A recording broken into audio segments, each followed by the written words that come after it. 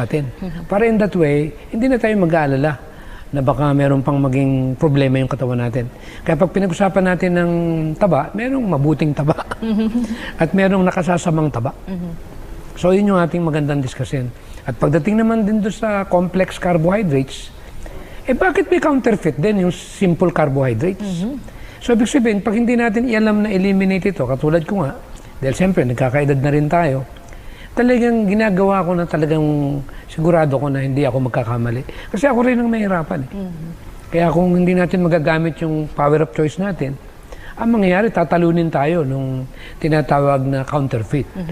Ganon din naman sa Bible Labanan talaga ito Kaya nga bakbakan ito Kaya lang naman nagkaroon ako ng ganitong challenge kasi nga, naisip ko na talagang hindi ordinaryo yung buhay natin ganito. Kung hindi natin mababali yung regalo ng Panginoon. Ayan, salamat, Doc. Ngayon,